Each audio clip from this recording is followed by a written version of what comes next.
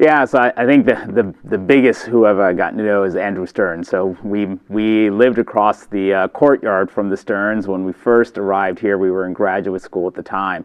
And then as Andrew Stern stepped into first leading Workday and then being executive director for Restore St. Louis, that relationship really blossomed, allowed us to see what Restore was doing in their lives, and then allowed us to be able to engage with how do we do ministry in and with people in the city of St. Louis.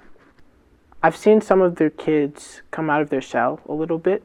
I think being younger than all of the other volunteers, it's easier for them to get to know me or to open up to me, or that they're really into soccer or football and they see someone wearing a soccer jersey and they're like, oh, that's cool, I'm going to go talk to this guy. And it's easy to, they're people to just start a conversation, but when they don't have an outlet or a person to come to talk to, they shut down. But it's when they have someone that is there and willing to be talked to and to hear what they have to say, it's really cool to see them then open up, and then it's not just me that they're talking to each other, and now they have more friends and everybody's talking more. And that's the thing I always set out to do, is make sure everybody has more friends than they came with and is happier than they started out. Well, growing up in a white middle-class neighborhood, there was always the write the check, help them out, or we have to fix things. We have to go in and help them because they can't do it themselves. And what I've learned is that by building the relationships, they actually have more to offer me than I have to offer them. And that in that, I've made relationships with people that before that, I probably would not have given a second thought to or thought we had anything in common. I just remember this one family, it was just a struggling mom that on the outside looked like she was just not doing it. And the kids were suffering. She wasn't there for them. She was just really struggling just to survive. And through building a relationship with her, she became very close. We became very close. And her kids became like my kids. They were over at my house all the time. She would call me if her heat wasn't out. We ran fans over there during the summer because she was in an apartment that didn't have air conditioning, and then sat and talked for hours where I normally would have, before that, would have just delivered the fans and moved on. Like, I've helped her.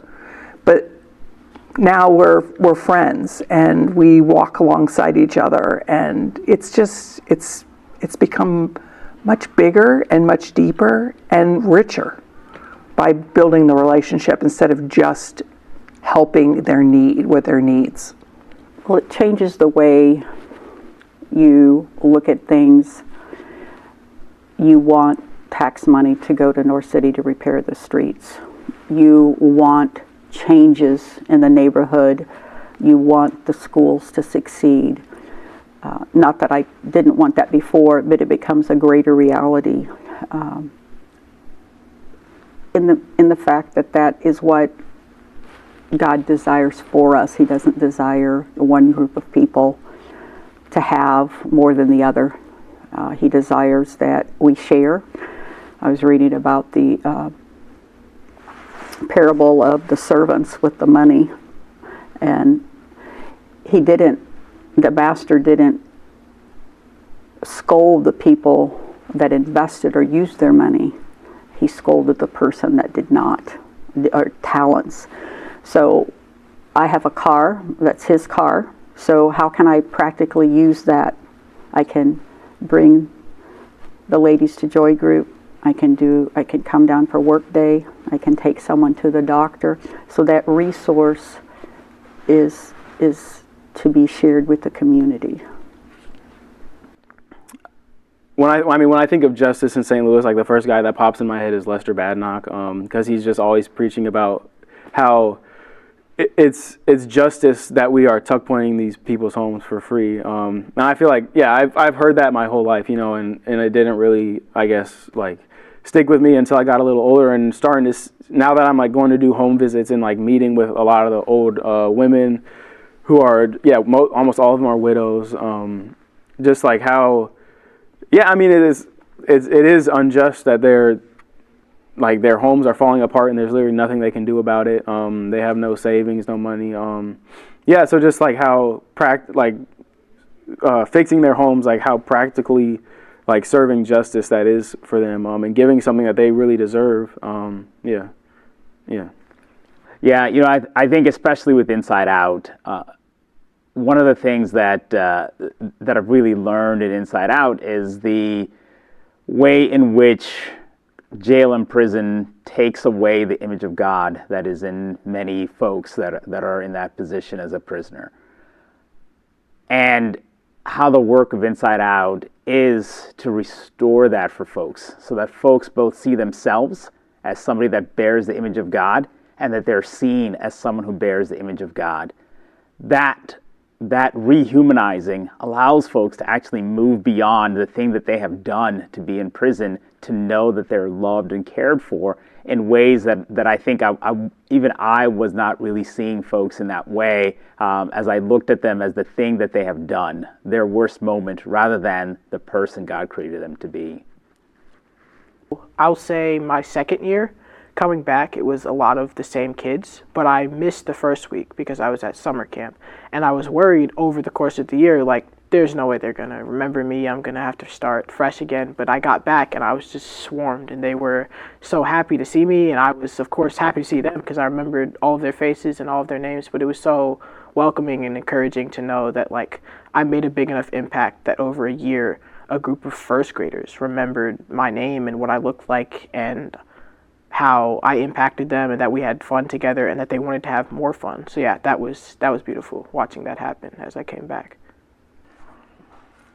Well, I am in the front office, so I have a lot of contact with families, and a lot of our families are struggling, either social, economical, or just with racial things. We have a lot of immigrant families that are adjusting to a new culture, and so I've had the opportunity that my neighbors have become the parents, and because I'm in the office and I am there all day, I'm able to just talk with them, understand where they're coming from, what they're struggling with. I got to know them. I could tell when they'd walk through the door that they weren't having a good day. And I had the time to sit and listen to their stories. And what that did is that, one, it let me know how diverse God's family is and how many different types of people there are and different struggles. But it also gave me a love for people that maybe I would have before that looked at and maybe had some judgment for them. Moms that are struggling, where I might have said, oh, they need to be doing this, this, and this. And now it was like, oh, I see where they're coming from, and they're great. They love their kids. They want the best for their kids. They just don't have the tools, or they just need some support. And that has just really changed the way I view everybody. I think the Restore St. Louis has provided the opportunity and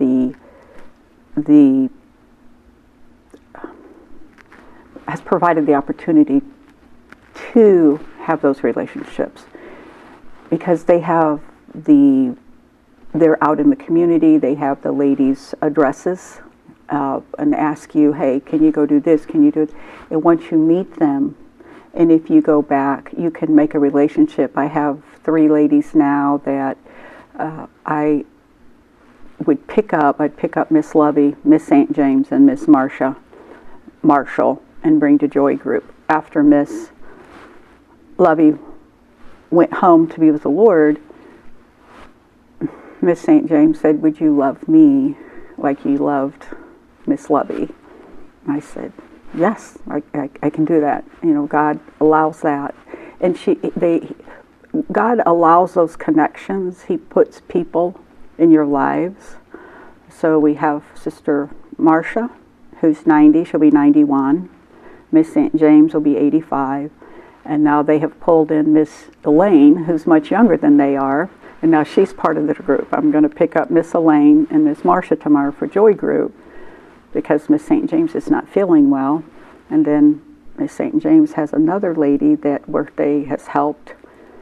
She is staying with Miss St. James for a couple of weeks, because a couple of years ago, Miss St. James allowed Miss Lily to live with her for 3 weeks when she had a knee replacement. So there's all that discipleship by actions that then allows us to pass on to people from our congregation or in our family.